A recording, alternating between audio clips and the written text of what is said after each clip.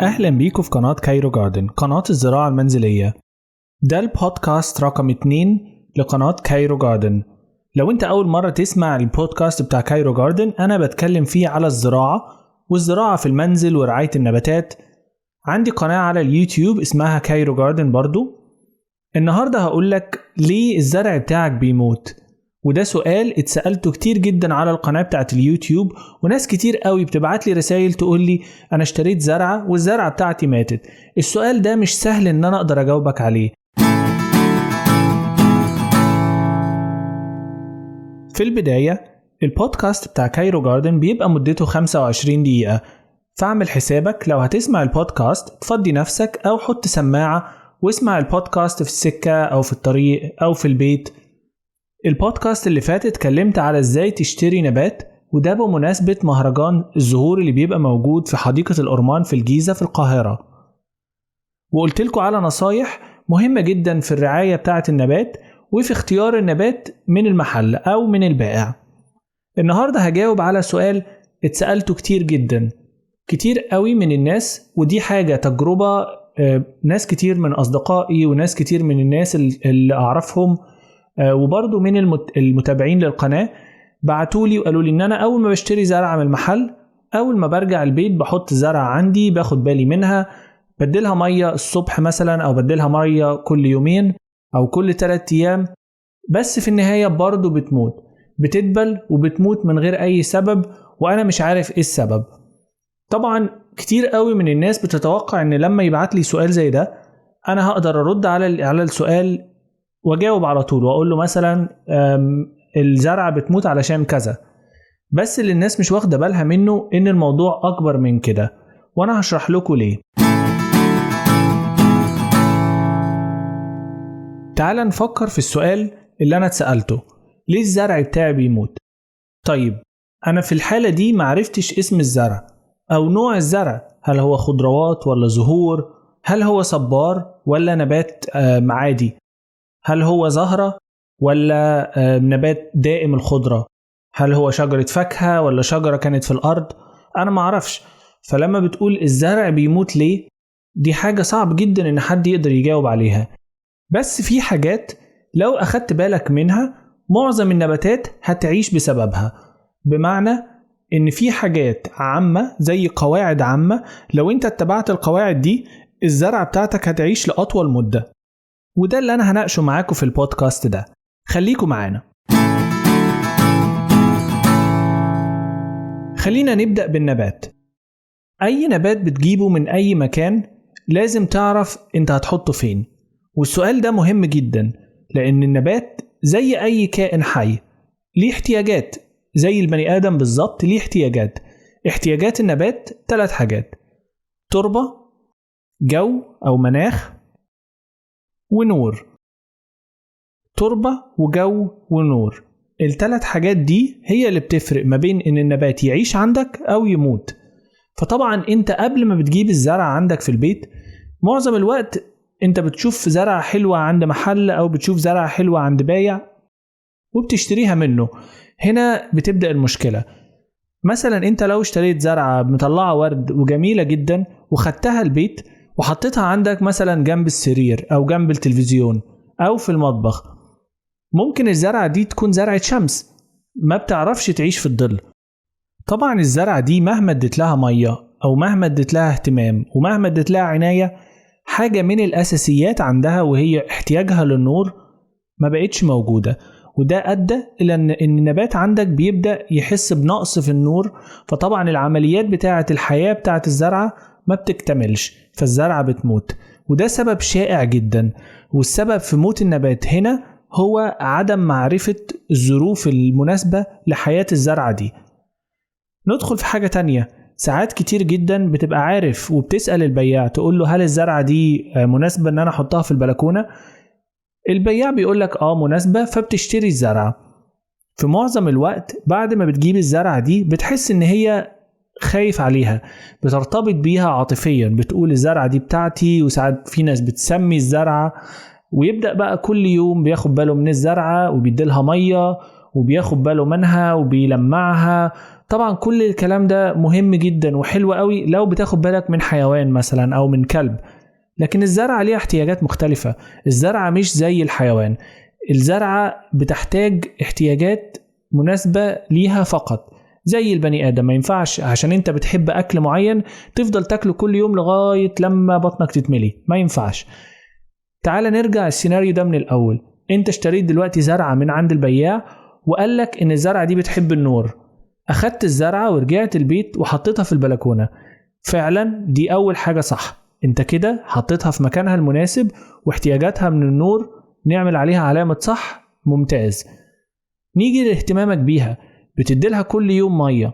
طب هل الزرعة دي بتحتاج كل يوم مية ولا ده كتير؟ ده بيختلف من نبات لنبات. ما ينفعش البياع أو حد يقولك خد الزرعة دي واديلها مية كل يومين. طيب افرض الجو عندك حر جدا، فدلوقتي انت حطيت الزرعة في البلكونة وبدأت تديلها مية كل يومين زي ما البياع قالك، بس انت عندك الجو حر جدا وبدأت المية تتبخر من الشالية أو من القصيص، فبقت الزرعة عطشانة من أول نص اليوم لليوم اللي بعده، واليوم اللي بعده انت ما اديتلهاش مية برضو، ففضلت اليوم اللي بعده كله عطشانة. فجيت اما اديتلها مية تانية ماتت، فهنا هتكتشف ان الزرعة بتاعتك برضو ماتت. طب انت كده هتسأل وتقول طيب ما كده الزراعة حاجة معقدة. هقولك استنى معايا لآخر البودكاست وانا هقولك طريقة سهلة جدا جدا للعناية بالنبات. خلينا ندخل للسيناريو الثالث. احنا اتكلمنا على النور واتكلمنا على الاحتياجات من المية، اخر حاجة هنتكلم عليها هي التربة. دلوقتي انت رحت عند البياع واشتريت منه زرعة وقالك على النور وقالك على المية، وانت فعلا اخدت بالك من الحاجات دي. فانت رجعت البيت وخدت بالك من الزرعة وحطيتها في البلكونة وبدأت تاخد بالك من المية وما بتديلهاش مية غير لما التربة تنشف، بس برضو لقيت الزرعة بتاعتك بتموت. طيب ما كده الموضوع بقى ممل جدا، كل مرة الزرعة بتجيبها وكل مرة بتموت. في المرحلة دي ناس كتير قوي بتقول خلاص لا الزراعة دي مش ليا، انا بكره الزراعة والزراعة دي عايزة خبير وانا مش هعرف ازرع. بس في الحقيقة ان لسه في حاجة برضو تالتة انت ما خدش بالك منها، وهي التربة. احتياج الزرعة من التربة زي البني آدم، انت محتاج اكل وشرب، مش محتاج شرب بس. فالزرعة برضو نفس الفكرة، الزرعة محتاجة اكل وشرب، اما بتديلها مية هو ده كده الشرب. طيب وبالنسبة للاكل، الشالية اللي انت بتجيبها من عند البياع ما تعرفش قعدت عنده قد ايه، وهنا ده بيختلف من بياع للتاني. في بياع هيبقى صريح معاك، هيقولك مثلا الزرعة دي منقولة من زمان فاعمل حسابك تديلها أكل، أو بيقولك اديلها سماد. وهنا دي المرحلة الثالثة، الزرع بيحتاج سماد لأن الشالية اللي هو فيها دي حجمها صغير، فالأكل اللي فيها بيكفي الزرعة لمدة قليلة. طيب المدة دي قد إيه؟ لا بيختلف طبعا على حسب النبات، وبيختلف على حسب الجو، وبيختلف على حسب حاجات كتير، بس انت ما تشغلش بالك بالموضوع ده. انت بس اعرف ان مثلا اي نبات هتشتريه من عند البياع برضو لازم تفكر في موضوع الاكل. هنا بنوصل للنقطة اللي بنسأل فيها طيب والحل؟ انا كده الزراعة انا مش عارف اتعامل مع النبات، الموضوع بقى صعب عليا. طيب هنبدأ واحدة واحدة ونفكر في الزراعة من الاول.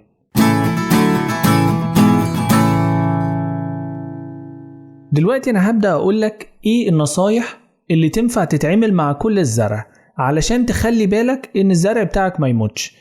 دلوقتي انت هتروح للبياع علشان تجيب زرعة. قبل ما تروح للبياع وقبل ما تجيب زرعة اعرف انت عايز تحط الزرعة فين. خلينا نقول انت عايز تحط زرعة جنب السرير بتاعك وعايز تحط زرعة تانية في البلكونة. لو هتلاحظ ان احنا هنا بدأنا من العكس، ما بدأناش بان انت موجود عند المحل بتاع الزرع واشتريت الزرعة ورجعت البيت وبتشوف هتحطها فين. لا احنا بدأنا من العكس، انت لسه في البيت وقلت انا عايز زرعة وبدأت تشوف انت عايز تحطها فين. دلوقتي انت بعد ما عرفت انت عايز تحط الزرعة فين بتبدأ تروح لمكان الزراعة او المكان اللي بيبيع زرع. ده طبعا ممكن يكون مشتل، ممكن يكون محل زراعة، ممكن حتى تزرع من البذور، مش مشكلة. بس الفكرة ان انت بدأت من المكان، ما بدأتش من عند البائع. طيب دلوقتي انت عرفت ان انت عايز زرعة جنب سريرك وزرعة في البلكونة. مثلا رحنا للبياع، الزرعة اللي جنب السرير بتاعك دي هنا هتفكر هل هيجي لها نور، هل هيجي لها شمس مباشرة، يعني الشمس بتاعت النهار مباشرة على المكان ده، ولا مجرد نور عادي او نور قليل او نور الشقة بس. دي اللي جنب سريرك. هنا الزرعة دي اللي هتجيبها لجنب السرير او داخل الشقة عموما هتبقى زرعة ظل. زرعة الظل هي عبارة عن زرعة كانت موجودة في غابات، وفي الغابات طبعا علشان بتبقى الزرعة قصيرة بيبقى فوقيها أشجار طويلة جدا. الأشجار الطويلة دي بتمنع عنها النور، فبتخلي الزرعة عايشة دايما في الظل، فوجودها في الظل دايما خلاها تتعود على الظل. معظم الزرع اللي بيبقى في الظل ده بتلاقي أوراقه كبيرة وبيبقى لونه الأخضر غامق قوي. فحتى قبل ما تروح للبياع انت خلاص عرفت الزرعة اللي انت عايزها، انت عايز زرع الظل لداخل الشقة، فبتروح عند البائع وبتحاول تدور على زرع الظل. تاني حاجة، زرعة الظل في منها نوعين، في نوع ظل ومش بيحتاج مية كتير، وفي نوع ظل اللي هو بيبقى موجود في الغابات الاستوائية وده بيحتاج مية كتير، يعني بيحتاج ان دايما تبقى التربة رطبة. فانت بتعرف دلوقتي انت عرفت الاحتياجات اللي عندك، بتروح للبائع وبتسأله على الزرعة اللي انت عايزها. بالنسبة للزرعة اللي انت كنت عايزها في البلكونة، هتروح للبائع هتفكر هنا في ايه؟ هتفكر هنا ان الزرعة بتاعتك مثلا بيجي لها شمس مباشرة كام ساعة في اليوم؟ هل ساعتين، 5، 10؟ ده بيفرق جدا، لان في زرع بيستحمل درجة الحرارة عالية، وفي زرع بيستحمل درجة الحرارة المتوسطة بس الشمس المباشرة. كل الحاجات دي انت بتعرفها امتى؟ بتعرفها قبل ما تروح للبياع. فبتروح للبائع وبتسأله، بتقول له انا عندي بلكونة عايز احط فيها زرعة في الشمس بتستحمل 5 ساعات. خلاص انت دلوقتي جبت زرعتين، مبروك، الزرعتين دول هيعيشوا عندك وهيبقوا ممتازين لو اخدت بالك من النصايح اللي هقولك عليها بقى دلوقتي لكل النباتات.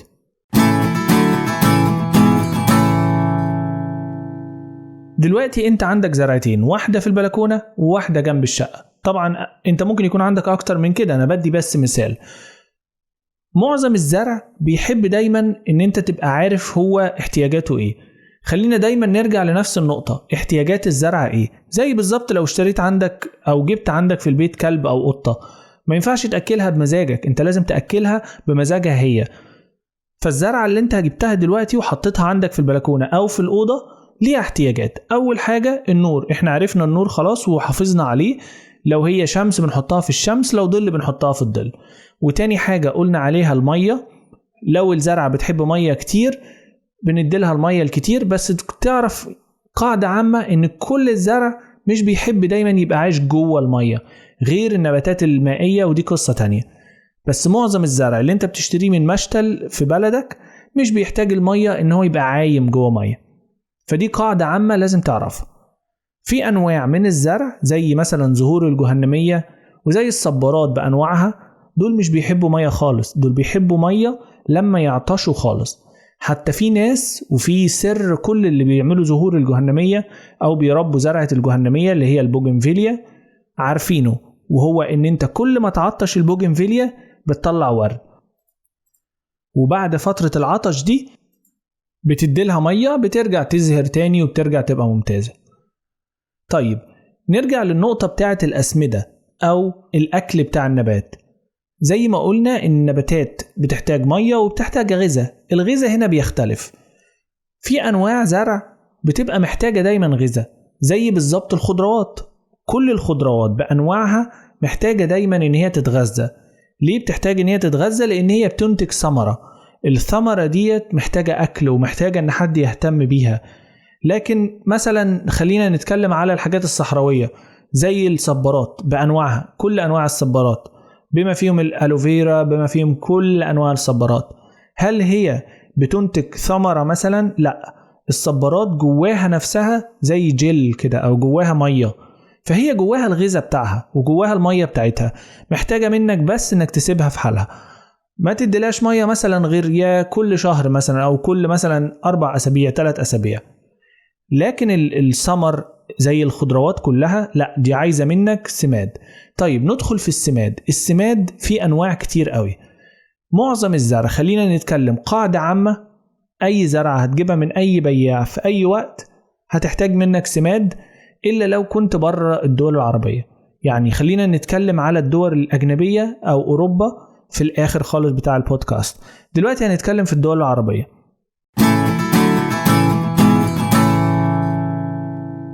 المناخ في الدول العربية هو حر. في الجو الحر النبات بيفقد كتير جدا من الغذاء بتاعه، لأن التربة بتنشف بسرعة، فأنت بتديلها مية، فالمية بتنزل من الأخرام بتاعة الصرف، فبتخلص على طول الغذاء اللي في التربة، فبتحتاج منك غذاء. الغذاء ده أنت بتقدمه لها عن طريق السماد. أنواع السماد اللي متوفرة في العالم العربي هو السماد البودرة أو السماد الكيماوي البودرة اللي أنت بتروح تشتريه من عند البياع. وأحسن سماد تستخدمه للزرع عندك كمبتدئ هو السماد المتوازن. السماد المتوازن، من غير ما ندخل في تفاصيل، الحلقة الجاية هتبقى كاملة عن السماد، بس من غير ما ندخل في تفاصيل، السماد هو في منه أرقام، الأرقام دي بتقول كمية المعادن اللي جواه. من غير ما ادخل في أي تفاصيل، السماد المتوازن اللي هو كل الأرقام اللي عليه نفس الرقم هو أفضل حاجة للنباتات المنزلية عامة.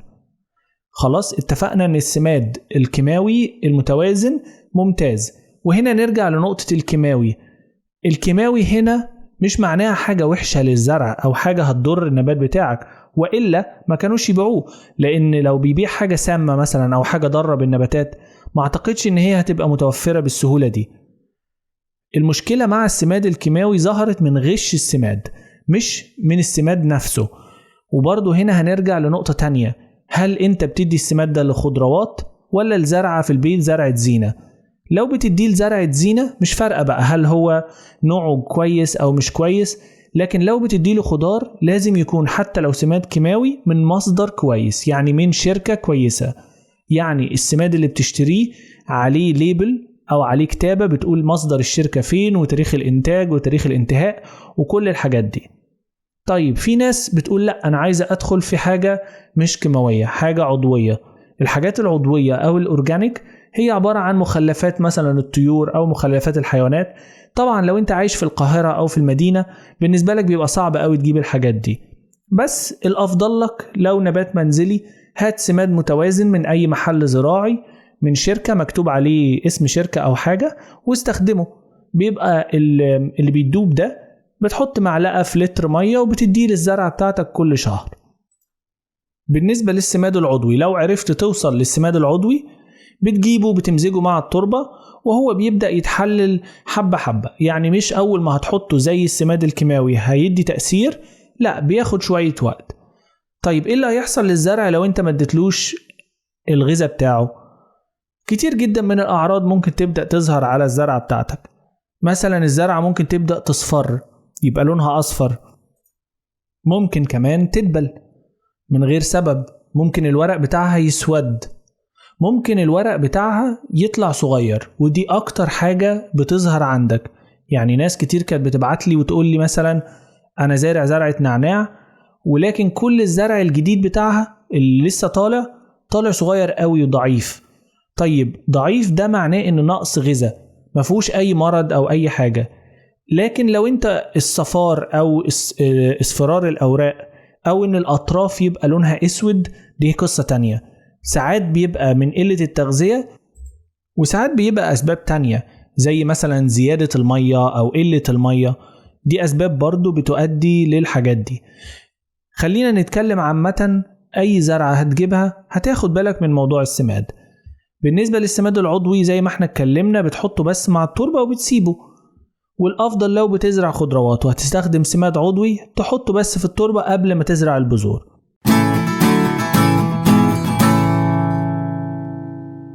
دلوقتي نقدر نرجع للسؤال اللي اتسألته في أول الحلقة خالص، ليه الزرع بتاعي بيموت؟ الزرع بتاعك بيموت لأسباب مختلفة وعلى حسب نوع الزرع بتاعك. ممكن زيادة مية تموت الزرعة بتاعتك، ممكن قلة المية تموت الزرعة بتاعتك، ممكن عدم التسميد يموت الزرعة بتاعتك، وممكن ان انت تحط الزرعة بتاعتك في مكان غير مكانها ده يموتها. ودي الإجابة النموذجية أو اللي أنا بعتقد ان هي الإجابة الوافية الشاملة للسؤال ده، لأن السؤال ده سؤال محير. فخلي بالك دايما من الحاجات اللي اتفقنا عليها واتكلمنا عنها في البودكاست ده. آخر حاجة واللي أنا قلت هتكلم عنها في الآخر هي بالنسبة لدول أوروبا. دول أوروبا أو حتى كندا أو أمريكا، أي دولة باردة ليها موضوع مختلف خالص. معظم الزراعة في الدول دي بيبقى فصل الصيف أو في كل الفصول بس داخل البيت. في حاجة في دول أوروبا أو في أمريكا أو حتى في كندا إن هي الفروست أو التلج. كتير قوي من النباتات مش بيتحمل التلج وممكن يموت لو سبته بره البيت في فترة التلج. فدي حاجة لازم تاخد بالك منها برضو، وتراعي إن الزرع اللي انت بتشتريه يبقى هاردي يعني بيتحمل الظروف الصعبة من الفروست أو من التلج. فدي حاجة مش بنواجهها في الدول العربية بس بره الدول العربية بيواجهوها كتير جدا. حتى تلاقي دايما لما بتشتري زرعة بيبقى عليها رسمة تلج كده، بتعرف الرسمة دي كل ما بتزيد ده معناها ان الزرعة بتاعتك بتقدر تتحمل ظروف تلج اكتر من غيرها. فطبعا دي حاجة لازم تاخد بالك منها ولازم تحطها في الاعتبار. وتاني حاجة برضو للدول اللي في اوروبا او في الدول اللي فيها تلج هي ان انت لازم تاخد بالك في زراعة البذور، ان انت ما تزرعش البذور بره البيت تحت اي ظروف غير لما يبدأ الربيع. يعني مثلا في بعض الدول بتبقى في آخر مارس، في بعض الدول في أول إبريل، في بعض الدول في آخر إبريل. بس ما تطلعش البذور بره البيت أو ما تزرعش البذور بره البيت غير لما تبقى متأكد إن التلج والتجمد خلص، بمعنى إن خلص خلاص الفروست وتقدر تزرعها بره. فالحل بالنسبة لك إنك تزرعها جوه جنب الشباك لغاية لما تتأكد إن بره مفيش أي تلج. في البودكاست ده اتناقشنا في السؤال بتاع ليه الزرع بتاعي بيموت، وجاوبنا على السؤال ده من جميع النواحي. أتمنى يكون ساعدكم السؤال ده وساعدكم البودكاست ده في الإجابة عن السؤال ده. البودكاست اللي جاي هتكلم فيه على الأسمدة. برضو اكتبولي في التعليقات الأسئلة بتاعتكم. أنا عارف إن أنا مش بجاوب على الأسئلة بس أنا بجمع الأسئلة وبحاول أجاوب عليها مرة واحدة في بودكاست كامل في كل الإجابات مع بعضها. أتمنى يكون البودكاست ده ساعدكم. شكرا ليكم. ما تنسوش تتابعوني على الانستجرام على كايرو جاردن، وبرضو لو حابين تسألوني أو تتابعوني أو تبعتولي أي صور ممكن على الفيسبوك في كايرو جاردنر آخرها ER، وممكن على تويتر في كايرو جاردن. كل البودكاست بتاعتي هتبقى موجودة حاليا دلوقتي على ساوند كلاود. دي ابليكيشن تقدر تنزلها، وبرضو موجودة حاليا برضو على سبوتيفاي، برضو تقدر تنزلها وتسمع كل البودكاست وبيجي لك البودكاست أول ما بينزل على طول. قبل ما تخلص الحلقة أحب أفكركم إن معرض الزهور أو معرض زهور الربيع هيبدأ في آخر الشهر في حديقة الأورمان في الجيزة. المعرض ده بيتعمل كل سنة وبيبقى فيه كل العارضين أو كل اللي بيبيعوا زرع في مصر عامة أو في كل المحافظات بتاعة مصر بيبقى موجود في حتة واحدة وهي حديقة الأورمان في الجيزة. بيبقى فيه عارضين من كل الأنحاء بتاعة مصر بيبيعوا زرع وورود وصبارات وكل حاجة وحتى الأدوات الزراعية. فمهم جدا إن أنت لو ليك في الزرع أو بتحب الزرع ما تشتريش من أي حتة دلوقتي، ولو تقدر تصبر ان انت تشتري الزرع في اخر الشهر او في اول ابريل يبقى افضل طبعا، لان المعرض ده بيبقى الاسعار فيه ارخص لان فيه منافسة. لكن لو اشتريت دلوقتي من اي مشتل ممكن يبيع لك باسعار غالية او بحاجة مختلفة. انا هحاول اكون موجود في معرض الزهور وهعمل حلقة على اليوتيوب على القناة بتاعت كايرو جاردن علشان اعرضها واقول لكم على كل المنتجات الكويسة والمحلات الكويسة في المعرض، وبرضه اقول لكم على الحاجات الوحشة اللي تخلي بالكم منها. وبرضه هتناقش في الزهور اللي انا بحذركم ان انتوا تجيبوها لان هي هتبقى صعبة وهوريها لكم. فلو انت لسه ما اشتركتش في القناة بتاعت كايرو جاردن على اليوتيوب اشترك ولايك وشير الفيديوز اللي موجودة على اليوتيوب علشان يوصلك كل الفيديوهات الجديدة. وبرضو ممكن تدخل تتفرج على الفيديوهات القديمة. أنا عامل فيديوهات أكتر من 150 فيديو كلهم عن الزراعة وعن الرعاية وعن الحفاظ على النباتات في الشتاء وفي الصيف وكل حاجة. شكرا، وشوفكوا في البودكاست اللي جاي من كايرو جاردن. مع السلامة.